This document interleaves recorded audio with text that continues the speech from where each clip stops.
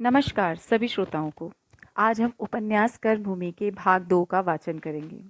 अमरकांत के पिता लाला समरकांत बड़े उद्योगी पुरुष थे। उनके पिता केवल एक झोपड़ी छोड़कर मरे थे, मगर समरकांत ने अपने बाहुबल से लाखों की संपत्ति जमा कर ली थी। पहले उनकी एक छोटी सी हल्दी की आढ़त थी। हल्दी से गुड़ और गुड़ से चावल की बारी आई। 3 बरस तक लगातार उनके व्यापार का क्षेत्र बढ़ता ही गया। अब आड़तें बंद कर दी थी, केवल लेन देन करते थे। जिसे कोई महाजन रुपए ना दे, उसे वह बेखटके दे देते थे, वसूल भी कर लेते थे। उन्हें आश्चर्य होता था कि किसी के रुपए मारे कैसे जाते हैं। ऐसा मेहनती आदमी भी कम होगा। घड़ी रात बड़े गंगा स्नान करने चले जाते और सूर्योदय से पहले विश्वनाथ जी के दर्शन करके दुकान पर पहुंच जाते। वह मुनीम को जरूरी काम समझाकर तकाते पर निकल जाते और तीसरे पहर लौटते। भोजन करके फिर दुकान आ जाते और आधी रात तक डटे रहते। थे भी भीम काय। भोजन तो एक ही बार करते थे, पर खूब डटकर 200-250 मुकदर के हाथ अभी तक फेरते थे। अमरकांत की माता का उसके बचपन में ही देहांत हो गया था। समरकांत ने मित्रों के कहने सुनने से दूसरा विवाह कर लिया था। उस 7 साल के बालक ने नई माँ का बड़े प्रेम से स्वागत किया, लेकिन उसे जल्दी मालूम हो गया कि उसकी नई माता उसके जिद और शरारतों को क्षमा दृष्टि से नहीं देखती, जैसे उसकी माँ देखती थी। वह अपनी माँ का अकेला लाडला लड़का था, बड़ा जिद्दी, बड़ा नटखट।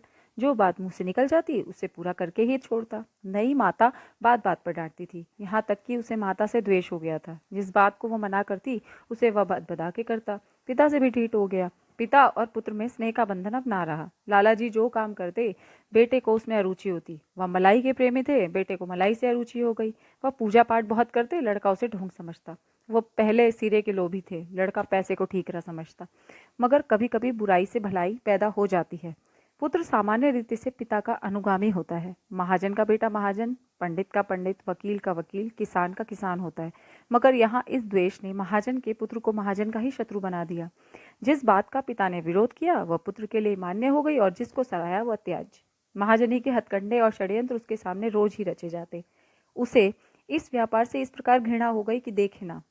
चाहे तो इसे पूर्व संस्कार कह लो, हम तो यही कहेंगे कि अमरकांत के चरित्र का निर्माण पिता द्वेष के हाथों ही हुआ। खैरियत ये हुई कि उससे कोई सौतेला भाई ना हुआ, नहीं तो शायद वह घर से भी निकल गया होता। समरकांत अपनी संपत्ति को पुत्र से ज्यादा मूल्यवान समझते थे। पुत्र के लिए संपत्ति की कोई जरूरत ना थी, पर संपत्ति के लिए पुत्र की आवश्यकता जरूर थी। विमाता की तो इच्छा यही थी कि उसे वनवास देकर अपनी चहेती नैना के लिए रास्ता साफ कर दे। पर समरकांत इस विषय में निश्चल रहे। मजा ये था कि नैना स्वयं भाई से बहुत प्रेम करती थी, और अमरकांत के हृदय में अगर वह घर वालों के लिए कहीं कोई कोमल स्थान था तो वह केवल नैना के लिए। नैना की सूरत भाई से इतनी मिलती जुलती थी कि जैसे सगी बहन। इस अनुरूपता ने उसे अमरकांत के और भी समीप कर दिया था। माता पिता के इस दुर्व्यवहार को वह इस स्नेह के नशे में भुला दिया करता था कि घर में कोई बालक ना था और नैना के लिए किसी साथी का अनिवार्य था होना। माता चाहती थी नैना भाई से दूर रहे। वह अमरकांत को इस योग ना समझती थी कि अब उनकी बेटी के साथ खेले भी। नैना की बाल प्रकृति इस कूटनीति के झुकाए ना झुकी। भाई बहन में यह स्नेह तो यहाँ तक बढ़ा कि अंत में विमाते ने मातृत्व को भी परास्त कर दिया।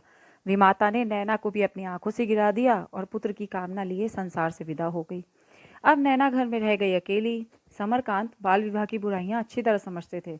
अपना विवाह भी नहीं कर सकते थे, फिर विवाह की बुराइयां भी अच्छे से समझते थे। अमरकांत का विवाह करना अब जरूरी हो गया था। अब इस प्रस्ताव का विरोध भी कौन करता। अमरकांत की अवस्था 19 साल की कम ना थी, पर देह और बुद्धि से देखते हुए अभी किशोरावस्था में ही था।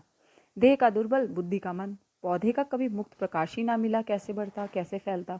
बढ़ने और फैलने के लिए भी कुसंगति और असमय में निकल गए। 10 साल पढ़ते हो गए थे और अभी ज्यों त्यों 8वीं में ही पहुंचा था। किंतु विवाह के लिए ये बातें नहीं देखी जाती। देखा जाता है तो धन, विशेषकर उस बिरादरी में जिसका उद्यमी व्यवसाय हो। लखनऊ के एक धनी परिवार से बातचीत चल पड़ी। समरकांत की तो लाड टपक पड़ी। कन्या के घर में विवाह था।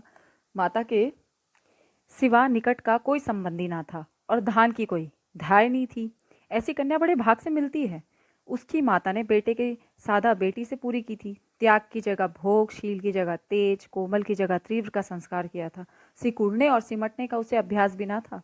और वह युवक प्रवृत्ति की युवती ब्याही गई युवती प्रवृत्ति के युवक से, जिसमें पुरुषार्थ का कोई गुण नहीं। अगर दोनों के कपड़े बदल दिए जाते तो एक दूसरे के स्थानापन्न हो जाते। दबा हुआ पुरुषार्थ ही स्त्रीत्व है। विवाह हुए 2 साल हो चुके थे, पर दोनों में कोई सामंजस्य ना था। दोनों अपने अपने मार्ग चले जाते थे। दोनों के विचार अलग, व्यवहार अलग, संसार अलग। जैसे दो भिन्न जलवायु के जंतु एक पिंजरे में बंद कर दिए गए हों। हाँ, तभी अमरकांत के जीवन में संयम और प्रयास की एक लगन पैदा हो गई। उसकी प्रकृति में जो ढीलापन, निर्जीवता और संकोच था, वो कोमलता के रूप में बदलता जाता था। विद्याभ्यास में उसे अब रुचि हो गई थी। हालांकि लालाजी अब उसे घर के धंधों में लगाना चाहते थे। वह तार वार पढ़ लेता था और इससे अधिक योग्यता की उनकी समझ में जरूरत भी ना थी। पर अमरकांत उस पथिक की भांति जिसने दिन में विश्राम ने काट दिए हों, अब अपने स्थान पर पहुंचने के लिए दूने वेग से कदम बढ़ाए चला जा रहा था। धन्यवाद सभी श्रोताओं को मुझे सुनने के लिए। यदि आपको मेरा ये छोटा सा प्रयास पसंद आए तो आप मेरे चैनल को सब्सक्राइब करें, लाइक करें, शेयर और कमेंट भी करें। धन्यवाद।